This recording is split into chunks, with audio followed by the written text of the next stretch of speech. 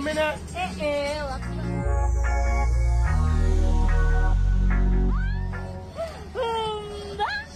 My babies! Nasa bakasyon nga ngayon ang pamilya ni Ellen Adarna at Derek Ramsey. Sa pagkakataon namang ito ay isinama niya ang kanilang bunsong anak na si baby Liana. Makikita nga dito na nasa beach itong si Derek Ramsey at ang kanyang pamilya. Siya naman ang nag-aalaga dito kay baby Liana sa ngayon. Nagtutulong-tulong nga itong sina Derek Ramsey, Ellen Adarna at ang kanyang pamilya sa pag-aalaga sa kanilang bunsong anak ni Ellen.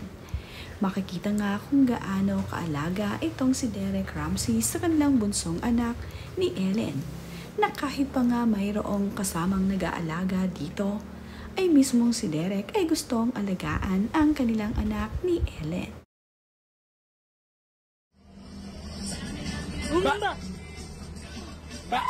Binahagi nga din ni Ellen Adarna sa kanyang social media ang masayang bonding ni Kuya Elias sa kanyang baby sister.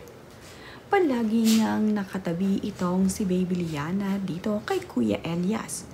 Gusto kasing bubuhati ni Kuya Elias ang kanyang little sister na si baby Liana. Natutuwa naman din itong si Liana kapag siya ay buhat ng kanyang kuya. Ngayon naman nga ay masayang ine-enjoy ni na Ellen Adarna kasama ang pamilya at mga kaibigan.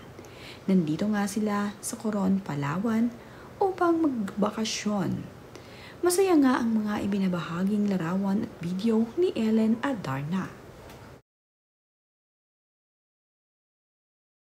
Napansin naman ng netizen ang pagkakahawig ni Kuya Elias at ng bunsong anak ni Ellen na si Liana.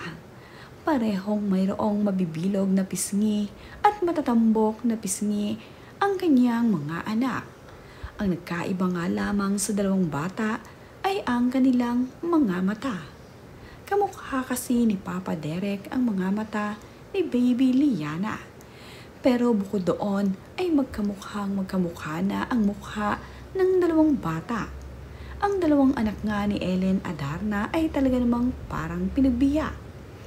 Madalas ding dumikit itong si baby Liana kung ano ang ginagawa ng kanyang Kuya Elias.